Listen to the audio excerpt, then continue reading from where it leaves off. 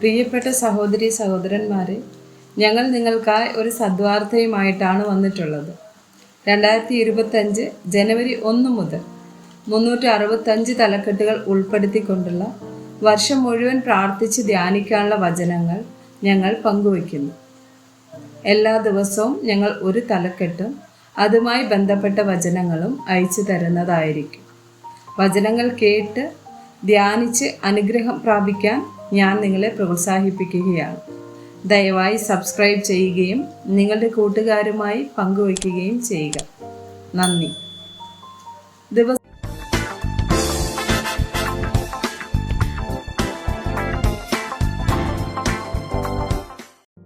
ദിവസം 92. അച്ചടക്കം.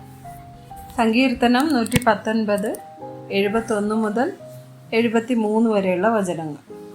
നിന്റെ ചട്ടങ്ങൾ പഠിപ്പാൻ തക്കവണ്ണം ഞാൻ കഷ്ടതയിലായിരുന്നത് എനിക്ക് ഗുണമായി. 1000 പൊൻവെള്ളി നാണയത്തേക്കാൾ നിന്റെ വായിൽ നിന്നുള്ള ന്യായപ്രമാണം എനിക്ക് ഉത്തമം. തൃക്കൈകൾ എന്നെ സൃഷ്ടിച്ചുണ്ടാക്കിയിരിക്കുന്നു. നിന്റെ കൽപ്പനകളെ പഠിപ്പാൻ എനിക്ക് ബുദ്ധി നൽകണമേ. റോമർ 5, 3 മുതൽ 5 വരെയുള്ള വചനങ്ങൾ. അതുതന്നെയല്ല, കഷ്ടത സഹിഷ്ണുതയെയും, സഹിഷ്ണുത സിദ്ധതയെയും, സിദ്ധത പ്രത്യാശയും ഉളവാക്കുന്നു എന്നറിഞ്ഞ് നാം കഷ്ടങ്ങളിലും പ്രശംസിക്കുന്നു. പ്രത്യാശയ്ക്കോ ഭംഗം വരുന്നില്ല. ദൈവത്തിൻ്റെ സ്നേഹം നമുക്ക് നൽകപ്പെട്ട പരിശുദ്ധാത്മാവിനാൽ നമ്മുടെ ഹൃദയങ്ങളിൽ പകർന്നിരിക്കുന്നുവല്ലോ. യാക്കോബ് 1, വചനം 12. പരീക്ഷ സഹിക്കുന്ന മനുഷ്യൻ ഭാഗ്യവാൻ. അവൻ കൊള്ളാകുന്നവനായി തെളിഞ്ഞ ശേഷം കർത്താവ് തന്നെ സ്നേഹിക്കുന്നവർക്ക് വാഗ്ദത്തം ചെയ്ത ജീവകിരീടം പ്രാപിക്കും. റോമർ 8, 18, 28 വചനങ്ങൾ. നമ്മിൽ വെളിപ്പെടുവാനുള്ള തേജസ് വിചാരിച്ചാൽ ഈ കാലത്തിലെ കഷ്ടങ്ങൾ സാരമില്ല എന്ന് ഞാൻ എണ്ണുന്നു. എന്നാൽ ദൈവത്തെ സ്നേഹിക്കുന്നവർക്ക്, നിർണയപ്രകാരം വിളിക്കപ്പെട്ടവർക്ക് തന്നെ സകലവും നന്മയ്ക്കായി കൂടി വ്യാപരിക്കുന്നു എന്ന് നാം അറിയുന്നു. 1 കൊരിന്ത്യർ 10, വചനം 13. മനുഷ്യർക്ക് നടപ്പല്ലാത്ത പരീക്ഷ നിങ്ങൾക്ക് നേരിട്ടിട്ടില്ല. ദൈവം വിശ്വസ്തൻ. നിങ്ങൾക്ക് കഴിയുന്നതിന് മീതെ പരീക്ഷ നേരിടുവാൻ സമ്മതിക്കാതെ നിങ്ങൾക്ക് സഹിപ്പാൻ കഴിയേണ്ടതിന് പരീക്ഷയോട് കൂടെ അവൻ പോക്ക് വഴിയും ഉണ്ടാക്കും. ആവർത്തനം 8, 2, 3 വചനങ്ങൾ.